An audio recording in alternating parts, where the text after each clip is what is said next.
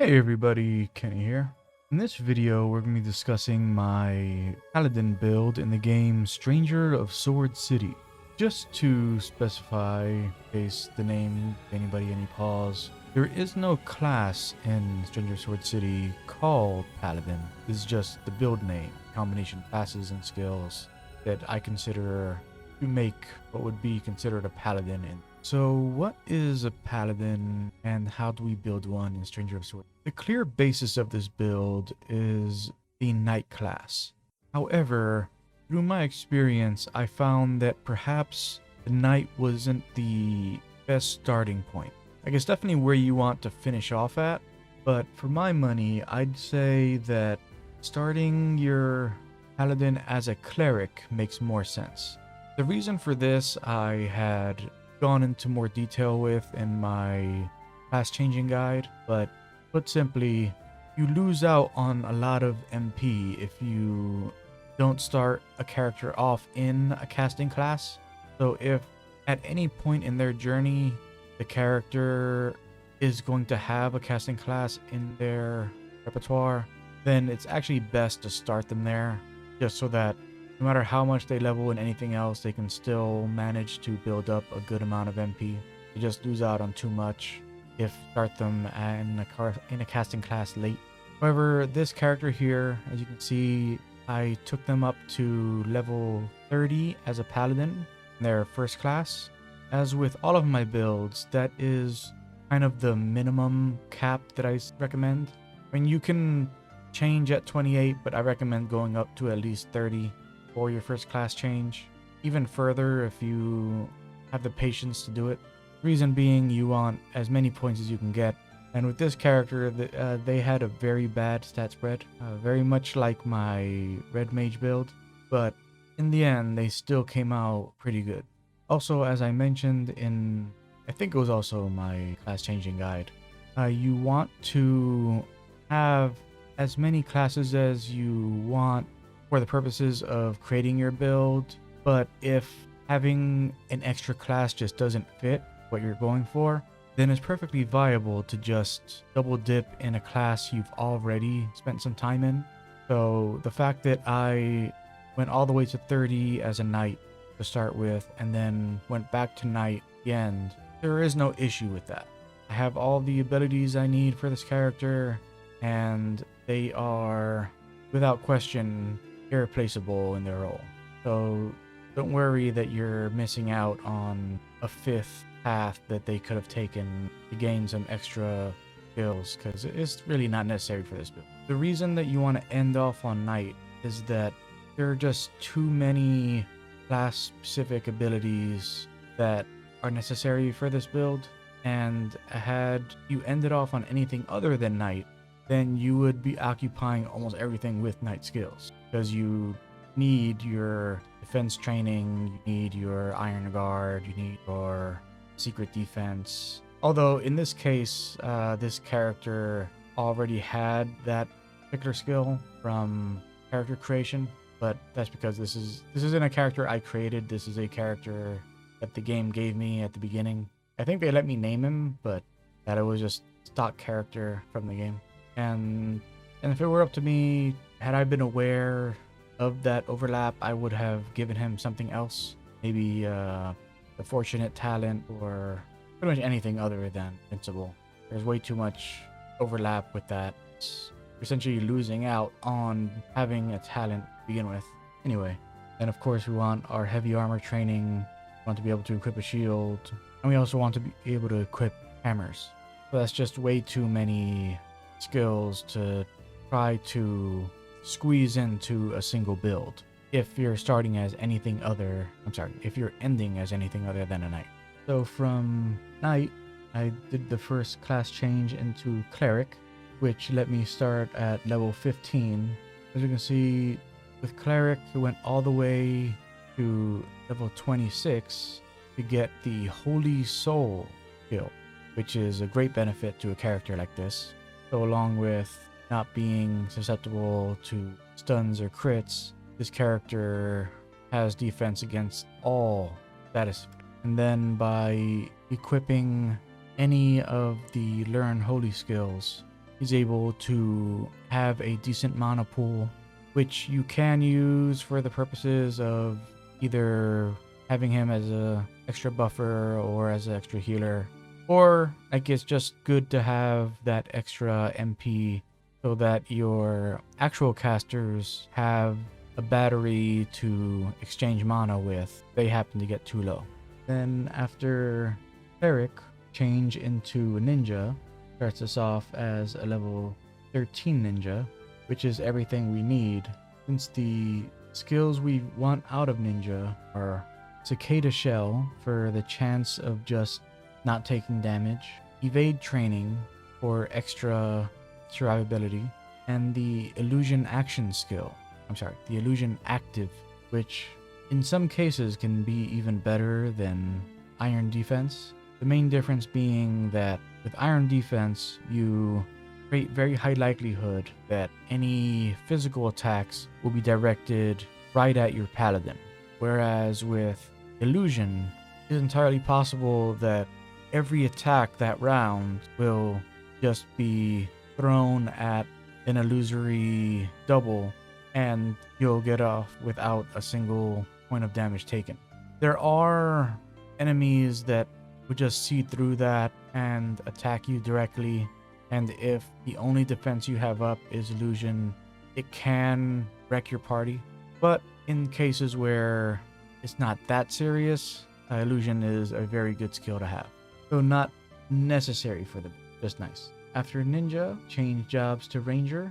The only reason to go ranger is to go to level 13 for the skill slot, and you have access to Hunter's Eye if you don't have any other characters or party who are using it. Hunter's Eye, of course, allows a character to see how much HP an enemy has. Not necessarily the value, but a health bar lets you know that you're getting close. After Ranger, character goes Fighter, once again for the skill slot, and also for the Invincible Heart skill. Invincible Heart from Fighter is kind of like another Cicada Shell, except this is a Cicada Shell that serves the purpose of letting you survive with a single HP instead of just avoiding the damage entirely. So if you were to take fatal damage, then instead you just drop to 1 health, which can end up being useless depending on the enemy you're fighting, because there are enemies who will attack like 9 times in a row, and I wish I was joking when I said that. So if they did fatal damage on the 5th attack and they still had 4 attacks left, and Invincible Heart triggered to get your Paladin down to 1 HP instead of dying, then they still might just die anyway from one of the other 4 attacks. But it's also possible that they'll avoid the attack, or that the attack will be directed somewhere else. It's a toss-up, but having as many defensive options as possible is always a good idea. After Fighter, change back to Knight and level as high as you can. For the stat investment for this character, you definitely want to prioritize Vitality above all, but also Piety you want to get pretty high, both for your MP and because Piety, I believe, also is your resistance, your spell resist stat. So you cover your defensive bases by investing heavily in both of those. Then of lesser note, you want to invest in agility for that extra evasion. You don't need luck, don't need intelligence. And even though I invested some in strength here, this isn't a character that should be attacking. It should always be performing actions that defend your party. So these were wasted points in strength that I did here. So for a better build, put those points into vitality or agility. Anything else is better than putting in strength, because strength does nothing for this character. For the gear loadout, once it's all said and done, what you're aiming for is the best, not necessarily best defensive armor you can get, but armor that has the most damage reduction and the evasion on it. Having high defense, obviously very helpful. If you can get a really high value defense, then that does help somewhat. But just because you see that an armor has a much higher defensive score than another piece of armor, if the armor you're comparing against has a lot more damage reduction, then that's what you should go for.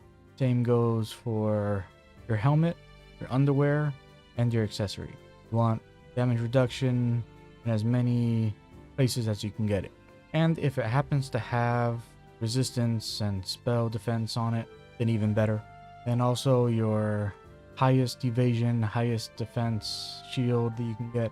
And instead of a normal weapon, you want to have a Gileas shield, which a Gileas shield, despite the name, is actually a hammer, but you can wear it in your main hand and it gives the same defensive bonuses as a shield, though not the actual defense part of that. So you get the damage reduction, you get evasion, but in terms of defense, it's obviously way less than an actual shield, but it's still the best main hand weapon that a tank can wear. Now that we've gone through all the pieces, head out into the field and see what this character can do.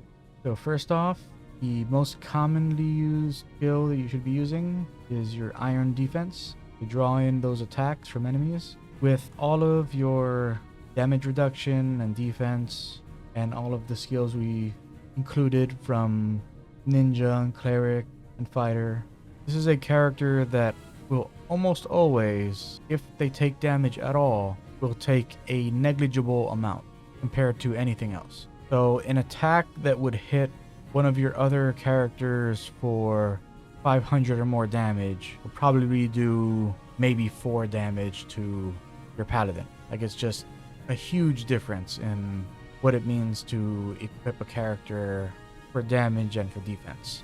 Obviously, that brings into question, why not make a character that is both heavily defensive and heavily offensive? And it's just that that's something that you can really only do really deep in the game. When I say really deep in the game, I mean after you've beaten the game and you're in post game and you just want to grind levels like crazy, like get at least to like level 50, because in order to be both defensively capable and offensively capable, you need those stats. You need that high strength. You need that high agility. Agility is just as important as strength when it comes to damage in this game. Because if you can't hit anything, then what does all that damage matter? At the same time, you want to be able to wear the equipment that lets you take the hit, which any equipment that's worth its weight will have penalties to your hit chance, which is another reason why you need to heavily invest in agility, even more so than vitality or strength, if you want a character that in post-game can stand up to that boss, because those are very tough bosses. Those are incredibly tough bosses. I'm talking, once you go to the end of that gauntlet, the final boss that shows up in that string can just casually hit any of your damage dealing units for 2,000 damage. And it's very unlikely that you'll have any character, even your paladin, will have enough health to be able to take a hit worth 2,000 damage. Which, once again, as I said before, because of the defensive attributes of this character, they would never take that much. Like, those hits that would do 2,000 damage might hit them for 200 damage, maybe. But that's the kind of power we're talking about when you're going into post-game or multiple iterations of New Game Plus. And for that reason, you don't want to consider making a character that is both extremely defensive and extremely offensive if your intention is just to beat the game one time, which is what I recommend. If you want to keep playing the game over and over again, that's up to you. That's your preference. But if you just want to beat the game the one time, then that's way too much of an effort for a single playthrough. You want to have specialized characters. You want to have your casters, you want to have your healers, you want to have your tanks, you want to have your melee DPS, you want to have your ranged DPS. You don't want to have characters that don't specialize in anything because they just won't be strong enough to help you when you get closer to the end. Not that the game is that seriously strong. There are plenty of strategies you can implement to beat the main game at level 30 without having to worry about doing any of what's in my build guides. This is extra just for the purpose of creating characters that can easily handle that content without the need of piling on healing items and constantly healing using up MP. Like, these are characters meant to kind of just waltz through the final acts of the game. So as you can see, this character using the Iron Defense skill just takes these hits like a champ. Either they deal no damage or they deal an extremely small amount of damage. Then we'll move on to Illusion. See here, when Illusion triggers, nothing happens. There are no attacks that threaten your party. They just swing at this illusory double, and that's all.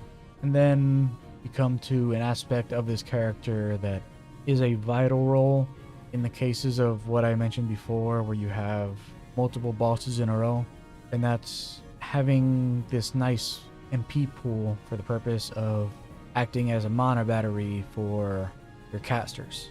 So you could have him help out with a heal or a buff, but you're better off just having this character give up their MP for the characters that really need it. And that's it for the Paladin build. I hope that this video has been helpful to you, and I hope that in Stranger of Sword City you consider a character like this in your party. They are an invaluable member. I'd say of all of the builds that I have presented in this series, that this is the most vital. More so than my medic build, more so than my red mage build. This is a vital character that you will not be able to tackle the greater challenges of post-game without. Anyways, thanks for stopping by. Hope you check out the next one, and talk to you guys next time.